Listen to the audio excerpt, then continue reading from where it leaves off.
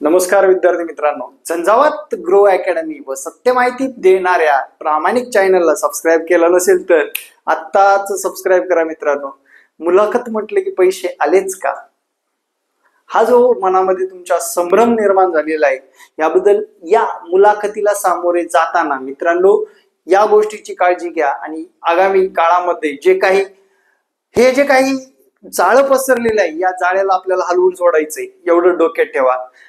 आणि सगळ्यात महत्वाचं, ग्रो अकॅडमीला अजूनपर्यंत सबस्क्राईब केलं नसेल तर सबस्क्राईब करा बरं का। मी प्रकरण पाहिलं, मी बघितलं, सोशल मीडियाला पाहिलं, खचलो, तुटलो, लढलो नाही असं झालं।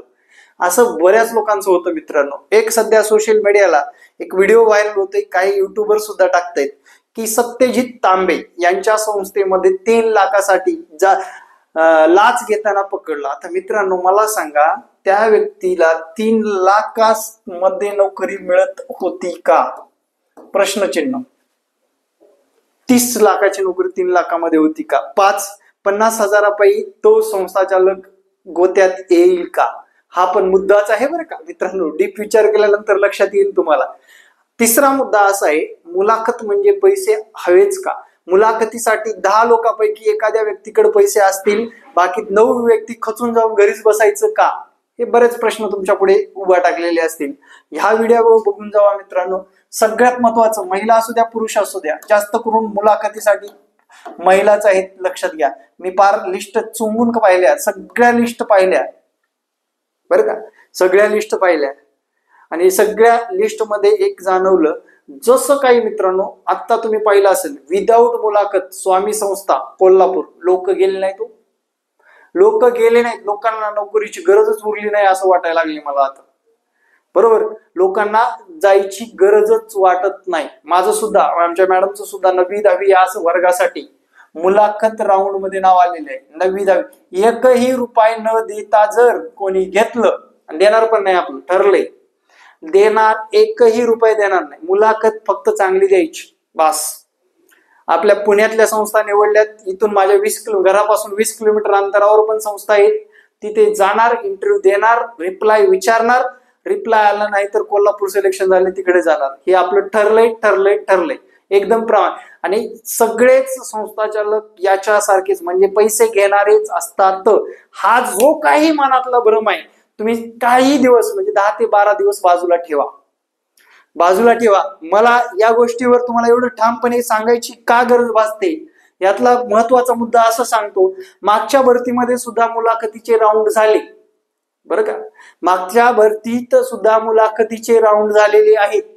आणि त्या मागच्या भरतीमध्ये सुद्धा एकही प्रकरण बाहेर आलेलं नाही मित्रांनो, आणि नव्हताच पैसा होता।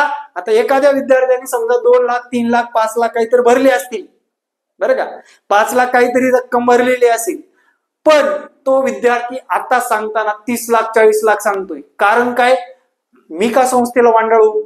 म्हणून विद्यार्थी मित्रांनो, मुलाखतीला जाणं टाळू नका आणि व्यवस्थितरित्या मुलाखत ठेवा। तुमच्या मनामध्ये अरे सोशल मीडियाला भ्रम निर्माण केला जातोय, अरे जाना, तुम्हाला काय जास्तीत जास्त काय होईल, जाण्या येण्याचा, डॉक्युमेंट काढण्याचा, झेरॉक्स काढण्याचाच खर्च येणार आहे ना। जावा, फेस करा ना, आपण एक शिक्षक आहोत, फेस करा, बी कॉन्फिडेंटली जावा। अरे माझ्याकडे असे विद्यार्थी होते, एका विद्यार्थ्याचं बघा सिंधुदुर्ग आणि रत्नागिरी या भागामध्ये सिलेक्शन झालं, या ठिकाणी मागच्या राऊंड मध्ये एकच विद्यार्थी, इथे पण सिलेक्ट, इथं एकच विद्यार्थी झाला, तोच विद्यार्थी। त्याला पाहिजे होतं रत्नागिरी मधली संस्था, त्यांना काहीतरी गॉड मॅड झाला तिथे, म्हणजे काहीतरी त्याला मागण्याचा प्रयत्न झाला। त्याने सरळ सांगितलं, मला घ्या, नसता मी चालू सिंधुदुर्गला, माझी गाडी वळवतो, मी कसाही तिकडला आहे, लातूरकडला, मला सिंधुदुर्ग काय रत्नागिरी काय, माझ्यासारखी सारखंच आहे, माझ्याकडे पैसा द्यायलाच नाही। आणि पैसा देणारे कोण आहेत रे? बीकॉम केलेले आहेत, तिकडे मजुरीने MIDCत काम करणारे आहेत का, बिहारी आहेत का, UPहून आलेत काय? राव, आपलेच लोक आपलाच गळा धरतायत, लक्षात घ्या मित्रांनो। त्यामुळे या गोष्टीकडे गांभीर्याने पहा। आणि दुसरा मुद्दा, अजून एक महत्वाचा मुद्दा सांगतो, मुलाखतीची पाळी का आली रे आपल्यावर? मुलाखतीच्या राऊंड मध्ये राहण्याची पाळी का आली? तर त्याला कारणीभूत आहे मित्रांनो, TAIT मधले कमी मार्क। हा व्हिडिओ आता अभ्यास करणारे, परीक्षा देणारे भविष्यात त्यांना एकच सांगतो, मुलाखतीची वेळ काय येते? मार्क कमी असल्यामुळे येते. आणि रिस्क घेणार आहे. TIT 3 दिला, रिस्क घेऊ शकता. आपण घेतली. आपण काय म्हटलं? रिस्क घेऊन टाकले डायरेक्ट. नाही म्हटलं, जडपीला सिलेक्शन झालं तरच आपल्याला जायचे. मागच्या वेळेस मुलाखतीला संस्था आल्या होत्या, गेलो नाही. आता जडपीला कोल्हापूरला आलेत, पण 9वी 10वीला मुलाखतीला आलेत. म्हणजे विद्यार्थी मित्रांनो, हा गेम समजून घेणार आहे तुम्ही. हा गेम समजून घ्या. खचू नका, लढायला शिका, रडत बसू नका.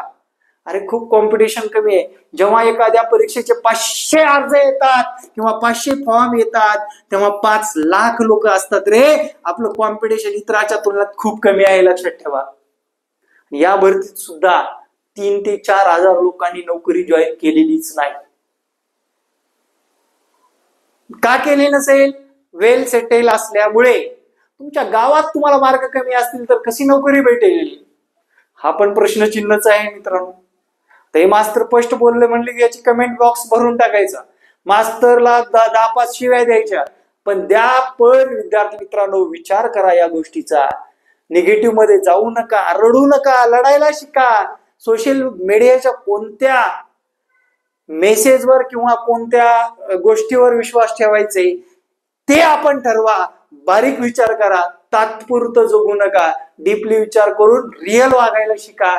तरच आगामी काळामध्ये आपलं TIT 3 चे मार्क चांगले येऊन विदाऊट इंटरव्ह्यू मध्ये सुद्धा आपण जाऊ शकतो आणि आपल्याला ते होऊ शकतं. म्हणजे विद्यार्थी मित्रांनो, या व्हिडिओच्या माध्यमातून आपलेच विद्यार्थी आपल्याच गळा धरतात. सोशल मीडियाच्या बाबतीत व्हायरल होणाऱ्या गोष्टी योग्य आहेत का अयोग्य आहेत हे सुद्धा पडताळणं गरजेचं असतं. त्याच्या मागचं गुड बंगाल सुद्धा पडताळणं गरजेचं असतं. व्ह्यू साठी काही लोक काही व्हायरल करतात, काही कोणत्याही गोष्टीला जास्त वाव देतात. म्हणजे मी त्या व्हिडिओचा पुष्टी करतो किंवा नाही पुष्टी करत असं नाही, किंवा मी म्हणत नाही की मुलाखतीमध्ये पैसे घेतले जात नाही. हा फार पारदर्शक आहे. आता साधारण आता याच्यामध्ये पवित्र पोर्टलची काय चूक आहे मला सांगा. सोशल मीडियाला बोलतायत पवित्र पोर्टल अपवित्र झालं. अरे पवित्र पोर्टल एक संस्था, अनुदानित संस्था आणि विद्यार्थी यातला दुवा आहे, असंच म्हणेन मी तुम्हाला. काय आहे? दुवा.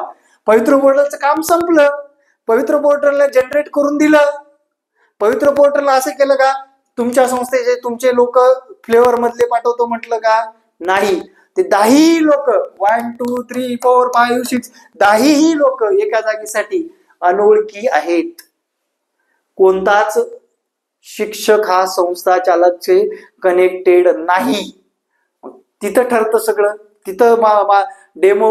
आता मी एका अनुभवी शिक्षकाला विचारलो, मित्रा म्हटलं माझी मुलाखत अशी होणार आहे, म्हणजे आमच्या घरच्यांची मुलाखत होणार आहे. साधारण 9वी 10वी साठी झालेलं काम कसं असेल? मला काहीच करू नका. एक काम करा, तुम्ही मुलाखत प्राउंट द्या. त्यांचं सिलेक्शन आहे बरं ऑलरेडी. त्या व्यक्तीने काय म्हटलं? मुलाखत चांगली द्या, जीव तोडून द्या, त्याला मार्क देणं भाग पडेल अशीच मुलाखत द्या. त्याचं वाक्य आहे मित्रांनो. मी म्हणलं साधारण फॉर एक्झाम्पल तुमचे आता जवळपास 2 वर्ष कंप्लीट होत आले, तर साधारण तुम्ही जेव्हा 3 वर्ष झाल्यानंतर तुमचा पगार किती असेल? तर मित्रांनो लक्षात ठेवा, 63,400 रुपये पगार घेतलाय त्यांनी.